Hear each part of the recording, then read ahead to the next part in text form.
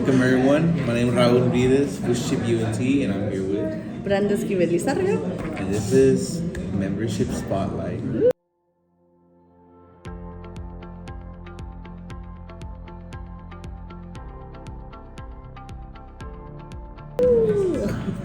So first and foremost question, who are you and what do you do? Yeah, so my name is Brenda Lizarraga. I'm getting my master's currently in merchandising.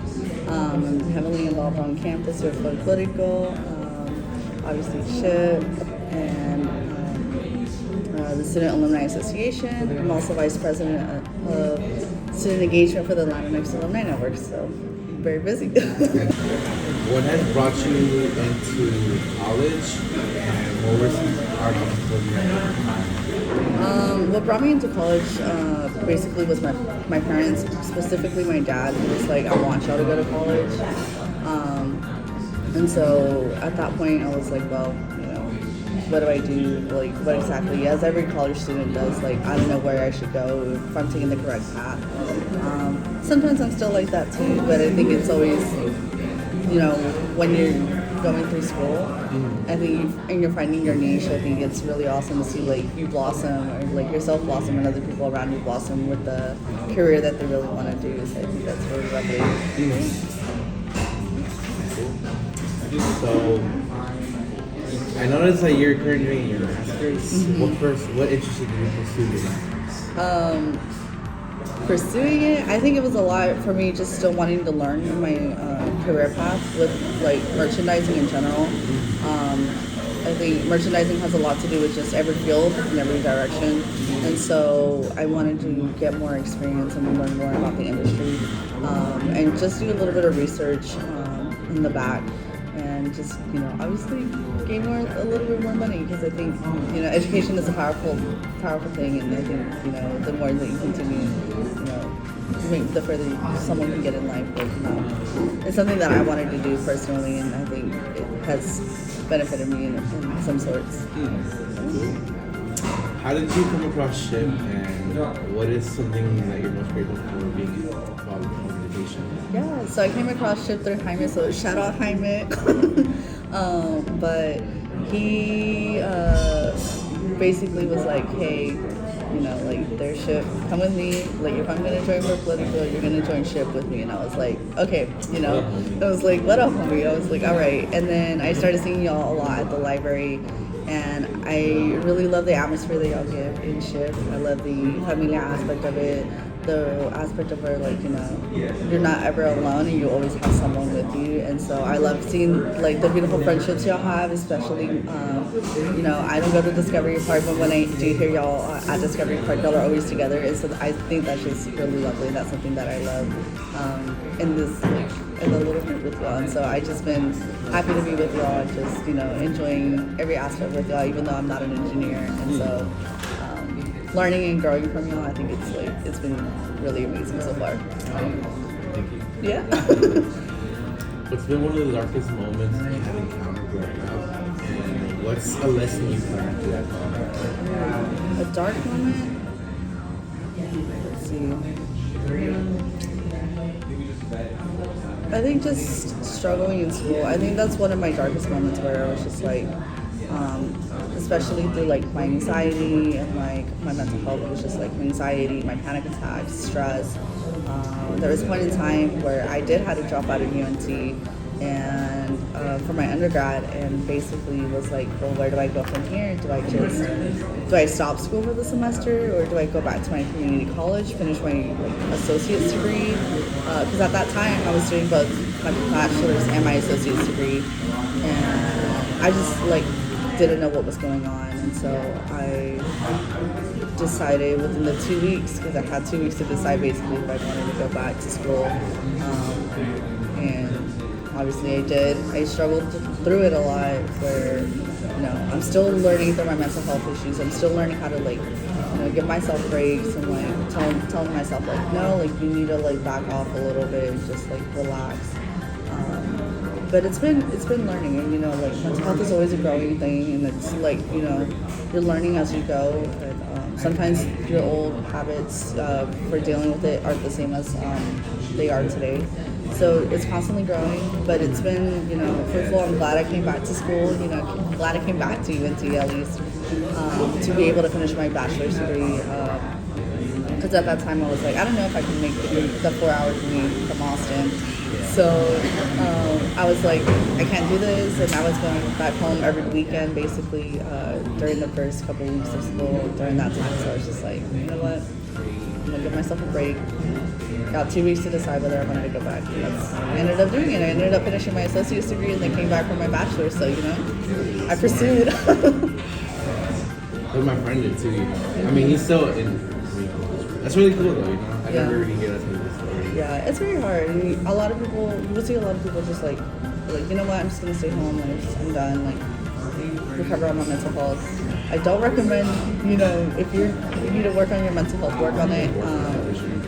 That's my biggest advice. But if you can handle both, then go ahead. Just take it easy on yourself because everyone goes through it differently, and only take what you can handle. How do you feel like mental health is promoted within your family? At first, at least for my family, they were like, well, just try to get over it, figure it out. And then they really started seeing it happen when I started crying to them on the phone almost every day during that time. And they were like, no, this is severe, and they started noticing it. So I was very glad, unfortunate that I had a family that was understanding. For my mom, it took her a little bit. My dad noticed it right away. He was like, yo, let's figure out what we can do on our end. So yeah, it was just glad that they understand now. It took them about a month to fully understand what was going on with me. Because even then, I didn't even know what was going on with myself. And they were just really, well, ¿qué tienes? ¿Qué tienes? ¿Por qué te sientes así? No sé. And so, yeah, it was a lot of learning curves and all that for me and my family. But at the end of the day, I think my dad noticed it right away and was actually let's find you something that we can do for you. Let's figure this out together. And then once we sat down with my brother and my mom, they were okay, we see it now. And so very grateful. I know a lot of families don't have that fortunate or aren't fortunate enough for it, but very glad that my parents at least understood and try to motivate me in every way possible at this point. Especially when I call them and be I'm stressed out, I can't do this right now. And they're like, no, you got it, keep going, we're here for you. And so, yeah, glad that they give me the 100% support. So. How do you feel like your relationship with your family has changed when you first started college as to where you are right now? Ooh.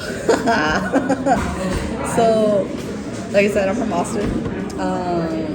Obviously, when you're the only girl and the oldest one, they're like, no te vas lejos, don't go that far, why are you trying to leave that far? And I mean, at that point, when I first transferred here to UNT, I came here originally for the fashion design program. Obviously, we ain't not in that anymore, but my dad was like, well, why can't you find something closer? And Texas only has 3 universities that have the fashion design program, and one art institution that I could technically go to. Obviously, the art institution wasn't in our plans because it was too expensive. The other schools, either San Antonio or UT, and I couldn't get into UT with the GPA that I had. And so my last school was UNT. And every semester, my dad would try to fight me and be like, hey, I'm not gonna pay for your school. I don't why do you keep having to go back over there? So it was a little bit of a fighting curve. We would argue a lot about it and be like this is what I want to do. Why can't you just go to Texas State?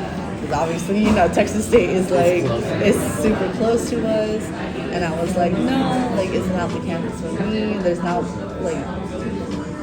Texas State doesn't have what I want to do. And obviously, my dad was like, well, it's merchandising. You can just work in retail already. And I'm like, well, it's not the same. And so, yeah, it was very much a fighting curve. My dad still doesn't understand the degree too much, but he knows that I can do some things. Like every parent does, they want you to go into a field where they're gonna pay you. And so they're like, puro pago, get it que te pagan más. And I'm like, I don't care if they pay me enough. I just want to make sure that I'm happy with the field that I'm in. And so I think my parents slowly started noticing like, oh, okay, like she can do more with this degree. Like she can go into other things.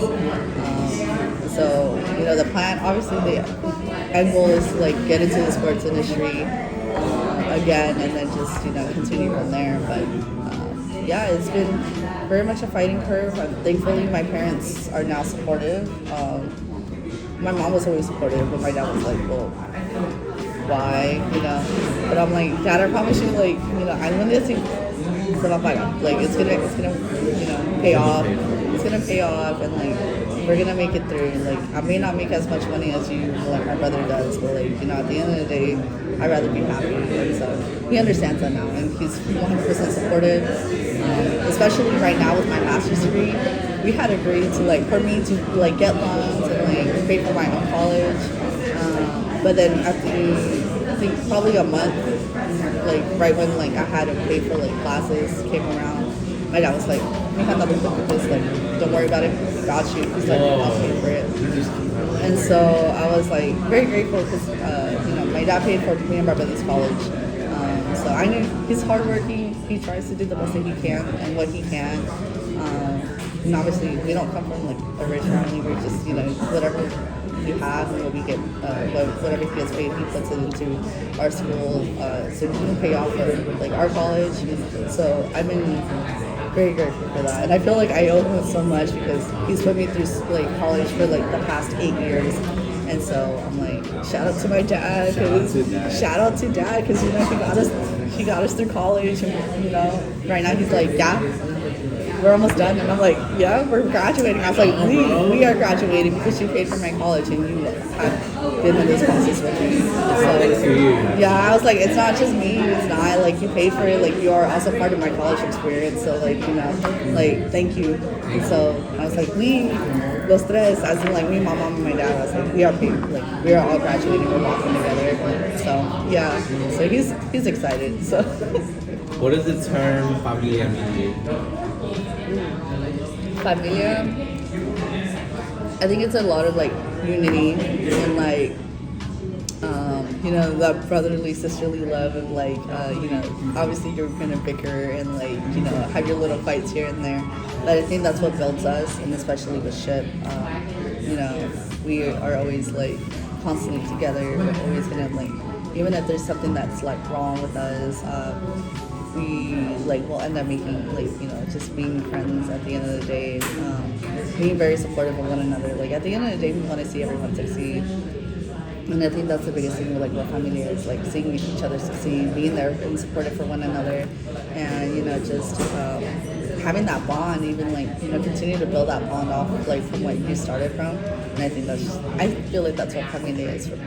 So, yeah, it's very much big supportiveness and lots of love. Lots of love. Yeah. What does SHPE mean to you, and what's some advice you give to SHPE members? SHPE means to me, it means a lot to me, honestly. I think it's like unity, obviously familia, and dedication. I think I see a lot of y'all dedicated to what y'all want to do, and even me, like y'all inspire me, like, and I'm older than some of y'all, and you know, y'all are older than some of y'all are older than me, but like y'all inspire me every day to like continue for like push on, and y'all, the support I give, like that's what I want to give back to y'all. And so my advice for SHPE members is basically, you know, continue, ask for help. There's people around you. There's always going to be people around you to help you out and support you in any way possible. If you need a break, take a break, because I know the engineering field is, you know, it's very stressful, especially with classes. So take that break when you need it. Don't be afraid to like, you know, have fun and like just relax a little bit. And just continue and work hard, because at the end of the day, we know it's stressful and we're all going to cry about it. You know, I cried once in a while about my school stuff, but like, it's rewarding. And I think at the end of the day, I want to see y'all succeed. And I know y'all are going to succeed beyond my expectations, so. Thank you very much. Of course. That was very hard. That's all the time we have for now. Yeah. This is Brenda Lizarraga. And I'm Raul Vides with SHPE UNT, signing out.